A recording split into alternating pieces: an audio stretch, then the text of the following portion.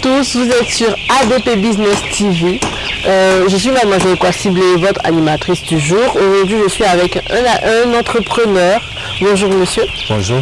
Je vais lui laisser le temps de se présenter au cours des échanges. Bonjour monsieur, je vous laisse la possibilité de vous présenter.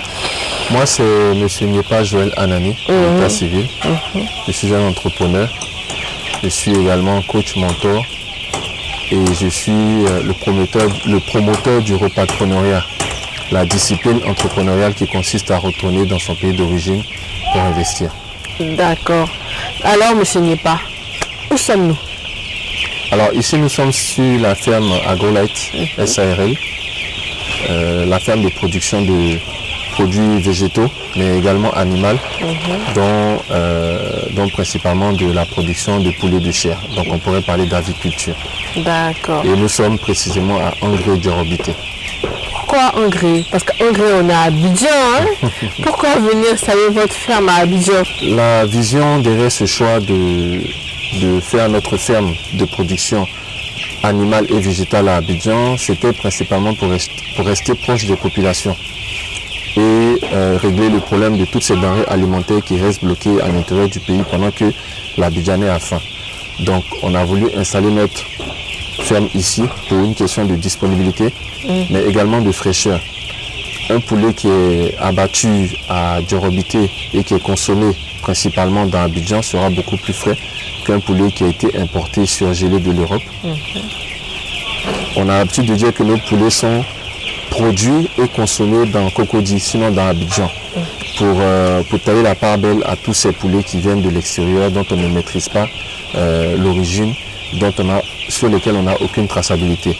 Donc ce sont les raisons principales pour lesquelles nous avons décidé d'implanter notre ferme à Abidjan. Donc chaque matin, les poulets sont abattus ici et transportés dans nos différents magasins CGK, Cité-ci et Abata, qui sont pour l'instant les trois boutiques que nous avons. Nous continuerons à ouvrir des boutiques dans tout le Grand Abidjan.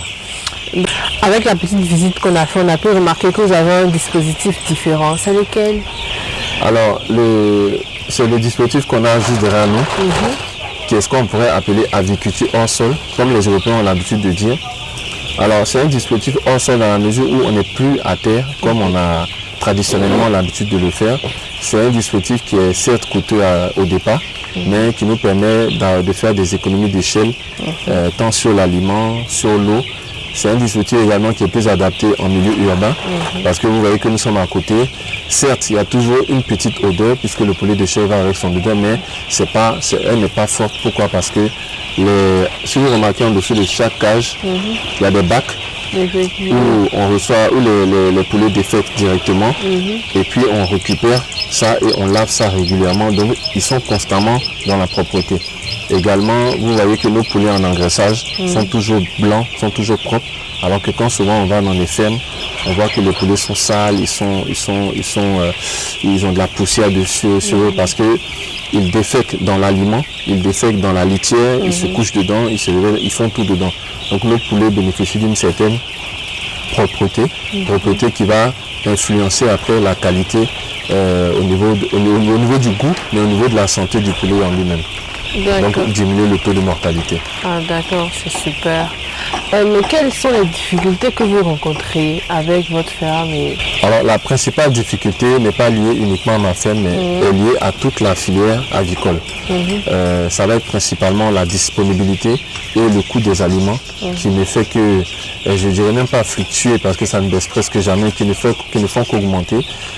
Pour illustrer mon propos, de janvier à maintenant, donc à peu près un semestre, on a eu 3-4 augmentations sur le prix de l'aliment. Après vient la disponibilité des poussins également, donc on a toujours des petits retards. Donc évidemment, pour être autonome, il faut que nous, en tant que structure, on parte vers une provenderie en nom propre, c'est-à-dire produire nous-mêmes nos propres aliments. Et puis pourquoi pas, c'est vrai que c'est plus coûteux, mais avec nos partenaires, peut-être que ça sera possible. Ouvrir un endroit où on pourra éclore nos propres œufs afin de pouvoir nous-mêmes avoir nos propres poussins et avoir notre provenderie. Donc on va dire être indépendant par rapport au circuit de distribution industrielle. Donc produire nous-mêmes nos propres intrants pour notre propre production. Donc principalement, c'est vraiment le coût des intrants qui augmente continuellement sans qu'on ne puisse revendre nos poulets plus cher. Alors monsieur, j'ai remarqué que vous ne faites pas que du poulet sur votre site, hein? Effectivement, parallèlement à la production animale, on fait également de la production végétale. Et la particularité ici, c'est on part sur du bio. Donc on fait différents légumes.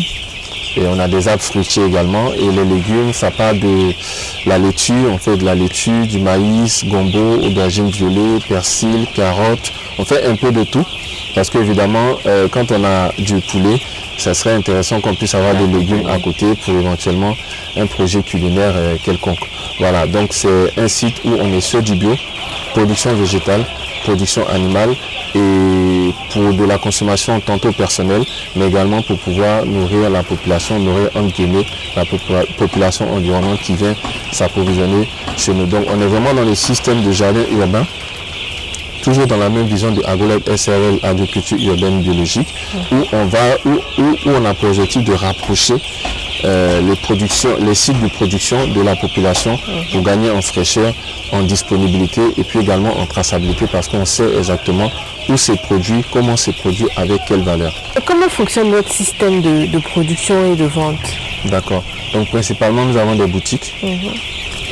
Et ici nous produisons, donc comme je disais tantôt à Djorobité, chaque matin une quantité de poulet correspondant à notre capacité de vente en boutique est abattue, conditionnée, livrée dans des glacières et dans un véhicule climatisé, parce que ce n'est pas toujours le cas dans les livraisons de poulet, et sont acheminés dans les boutiques que je vous présente maintenant.